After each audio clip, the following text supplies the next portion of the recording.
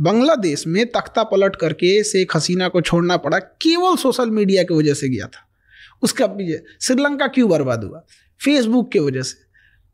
मतलब फेसबुक, श्रीलंका जो क्राइसिस रही थी उसमें सबसे बड़ा कारण फेसबुक है। कैसे? दोनों, पहले बांग्लादेश बताओ फिर श्रीलंका बताओ। पहले श्रीलंका था फिर उसमें क्या हुआ ना कि किसी भी चीज को अगर आप नेरेटिव सेट करना चाह रहे हैं तो धीरे धीरे नेरेटिव वो सेट करते जाएगा। एक माइंड, एक कंट्रोल करने वाला चीज है। जैसे एक सिंपल सी बात बताते हैं, यूट्यूब, फेसबुक, ट्विटर ये हमारा है नहीं। अब हमारा नहीं है तो अभी एक छोटा सा जो ज्वलंत एग्जाम्पल देखिए आप, गाजा और फिलिस्तीन में, और हमारे यहाँ कश्मीर में इशू देखिए। कश्मीर में इतनी ज़्यादा इंसर्जेंसी है, वहाँ पे एक टेररिस्ट मारा जाएगा ना, पूरे ग्लोबल मीडिया में दिखाया जाएगा। और गाजा में 60,000 लोग मरे हैं, जिसमें ज़्यादातर महिलाएं और बच्चे हैं। आपको वीडियो ढूंढने को मिलेगा? नहीं मिलेगा। न्यूज़ देखने को मिलेगा? नहीं मिलेगा। केवल टूटा हुआ घर देखने को मिलेगा। रीज़न क्या है? They control them. और हम लोग अगर कश्मीर में कर देते हैं तो ह्यूमन राइट का वायलेशन हो जाता है। ये ह्यूमन राइट की पार्ट सिखाते हैं सभी सब हमको, ये सफ़ेद मुर्गा सब यूरोप में बैठ के जलियांवाला बाग में गोली चला के मारे थे सब। ये चोट्टा हम लोग को ह्यूमन राइट सिखाते हैं सब। जिस समय ये लोग जानवरों की तरह ज़िंदगी जी रहे थे ना, हमारे यहाँ वसुधैव कुटुंबकम चल रहा था।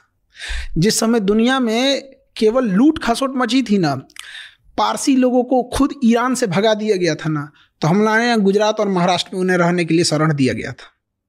तो हम लोग को ये ज्ञान दे रहे हैं सब। तो सोशल मीडिया को हम लोग अनकंट्रोल कर रहे हैं। We are not digital India, we are digital user.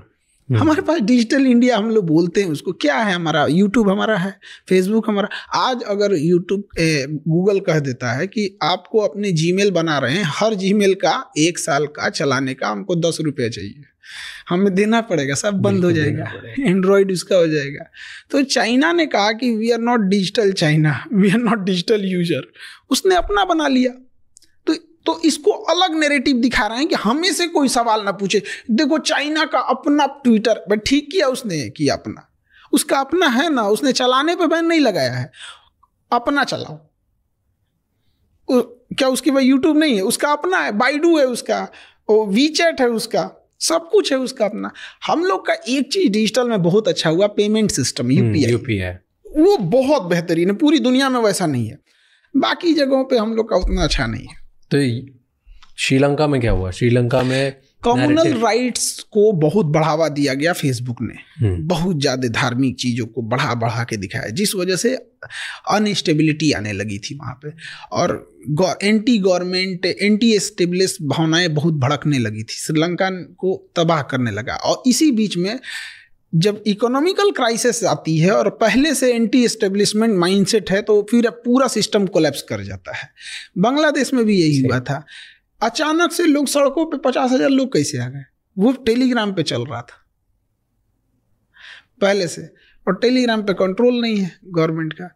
आज देखिए, किसी के टेलीग्राम पे किसी के प्राइवेट वीडियोस को भेज के उसे ब्लैकमेल कर सकता है कोई भी। एआई आ गया है, अब तो किसी का कुछ भी बना, सर हटाइए लगा दीजिए कुछ। हमारे आपकी बात हो रही है, यहाँ किसी फेमस सेलिब्रिटी का या किसी पॉलिटिशियन का चेहरा हटा के डब कर दीजिए। अच्छा एक बात, हम चाइना इंडिया की बात कर रहे थे, चाइना से हमें दुश्मनी करनी चाहिए कि दोस्ती? दुश्मनी तो हो ही नहीं पा रहा है। कौन दुश्मनी कर रहा है जरा बताइए तो। चाइना हमारे एरिया में घुस जा रहा है। हमारे यहाँ के मिनिस्टर बोलते हैं कि मार्किंग अच्छे से नहीं है ना, इसलिए घुस गया है। क्या बेवकूफी है। हाँ, दुश्मनी कहाँ कर पा रहे हैं हम लोग, तो बस फेस वॉश कर रहे हैं कि नहीं ऐसा नहीं होना चाहिए। अक्साई चीन हमारा है, हम लोग पीओके के मामले में हम लोग शेर हो जाते हैं। सीओ के जो चाइना को ऑक्युपाई किया है, कभी उस पर ठीक से चर्चा नहीं हो पाती है। सेला टनल का उद्घाटन करने जाते हैं, चाइना विरोध कर देता है। क्या मतलब बनता है? ताइवान को हम लोग एक्सेप्ट नहीं करते हैं एज ए कंट्री। किसके डर से? चाइना के डर से। क्यों डरते हैं? ये हम थोड़े डर रहे हैं। जो बैठे हैं लोग डर रहे हैं। लोग हम तो कह रहे हैं काहे डर रहे हो भाई। बट आपको क्या लगता है क्यों डर है? कुछ तो रीजन होगा तभी। अब डिप्लोमेटिक है, वहां पे शुरू से चला आया है। ऐसा नहीं कि मोदी जी डर रहे हैं, मनमोहन सिंह भी वही कर रहे थे। तो कई बार हम लोग ये कहते हैं ना, तो लोगों को लगता है कि नहीं ये कर रहे थे, वो भी वही कर रहे थे।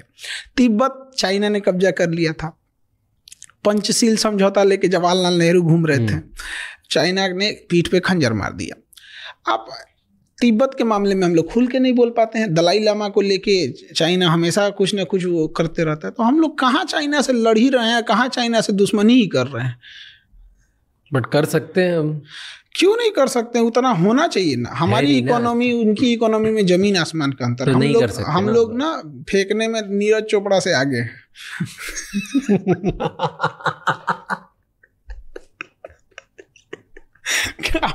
फेंकने में अगर ओलंपिक में बांसबाजी में होता ना तो गोल्ड मेडल हम ही लोग का रहता है। वो कोई छीन ही नहीं सकता था, आदमी टेंशन फ्री होता, चल भाई ओलंपिक में एक तो अपना फिक्स है, हमसे ज्यादा कौन फेंकेगा। अजीब अजीब हाल है, इकोनॉमी की हालत दुर्दशा है। इंडस्ट्रियलाइजेशन अब कहाँ चला गया किसी को मतलब ही नहीं होती है। जीएसटी का कोई और छोड़ नहीं है, किस चीज़ पे लगा दिया जाएगा जीएसटी का। अब देखिए मेडिकल इंडस्ट्रीज की बात कीजिए, हमारे यहाँ पता नहीं क्या कर रहा है सब इंजीनियर सब, इतना पढ़ लिख के कहाँ खप जाता है सब पता ही नहीं चलता है। MRI machine, CT scan machine Germany से आ रही है, नहीं बनती इंडिया में, और आज़ादी की इतने साल बाद। तो चलिए हर चीज़ में हम आगे नहीं हो सकते हैं। बेशर्मी कहाँ होती है, अगर कोई हॉस्पिटल वाला उस एमआरआई या सीटी स्कैन मशीन को मंगा रहा है तो उस पर गवर्नमेंट चढ़ जाती है, मंगाया क्या रे, इंपोर्ट ड्यूटी दे। क्या बेशर्मी है। कोई एमआरआई किस लिए मंगाएगा? बड़ी बीमारी के लिए। सीटी स्कैन एमआरआई खांसी या बुखार के लिए नहीं होता है। कोई जा रहा है वहाँ पे तो मतलब इट मीन्स उसको सस्पिशियन है बड़ी बीमारी का है, उस पर क्या जरूरत है भैया आपको इंपोर्ट ड्यूटी लगाने की? वो तो आपको अपनी बेशर्मी छुपा रहे हैं। आप इंडिया में बनाओ ना, स्टार्टअप इंडिया मतलब कौन सी गिलास और चम्मच छुरी कांचा बनाएंगे, स्टार्टअप इंडिया इसका मतलब होता है। ये कहाँ बनेगा? उस पर इंपोर्ट ड्यूटी कहीं से बनता है मतलब, तो बेशर्मी हो गई ये तो। बट इसलिए करते हैं ना इम्पोर्ट ड्यूटी की, अगर इम्पोर्ट ड्यूटी लगाएंगे तो लोग कम बुलवाएंगे, उसकी वजह से कोई यहाँ का इंसान सस्ती चीज़ बनाने की अच्छा कम आएगा एमआरआई मशीन, तो कम आने की वजह से चीज़ें कम होंगी, नुकसान ज़्यादा है हमको। बट प्रॉब्लम्स तो, बीमारियां तो बढ़ रही हैं। तो जो एमआरआई किसी को 1000 रुपये में होना चाहिए, आज 5000 7000 लगता है, जिस वजह से एक बड़ा हिस्सा जिसकी मंथली इनकम 8000 10000 है वो एमआरआई कराएगा ही नहीं कराएगा। अब उसके ब्रेन में अगर कोई ट्यूमर था, स्टेज 1 में था, तो उसको दर्द तो होगा नहीं यहाँ पे। अब एमआरआई महंगा नहीं कराएगा, जब कराने जाएगा तो स्टेज 4 आ चुका रहेगा। यहाँ पे सरकार को सारा कमाई करना है इसी की वजह से। और अगर यही बात होना चाहिए था तो अब तक तो बन जाना चाहिए था। 70 साल वेट कर दिए, 75 साल वेट कर दिए, अब क्या पूरा 7 जन्म दे दें इनको? बट ये तो इनोवेशन सिर्फ सरकार की जिम्मेदारी नहीं है ना, ये तो हम लोगों की भी जिम्मेदारी।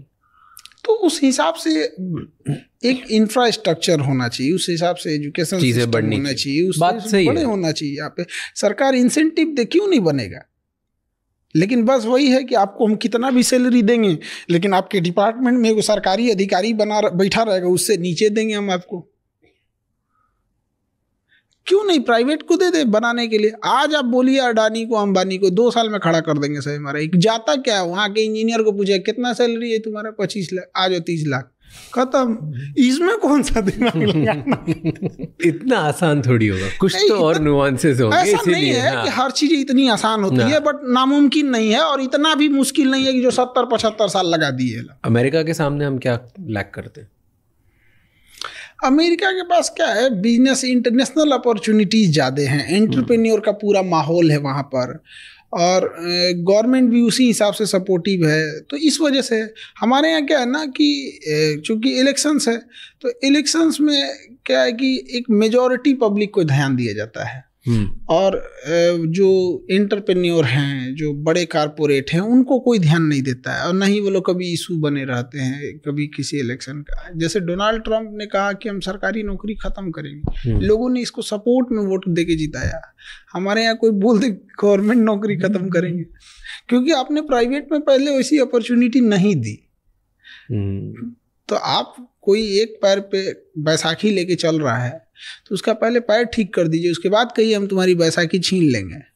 आप उसका पैर भी छीन लेंगे, कहेंगे थोड़ा बैसाखी छीन लेंगे तो मारेगा ही ना वो। अभी आपने वो पढ़ा टैरिफ लगा दिया है। हाँ, रिसिप्रोकल टैरिफ लगाया उसने 26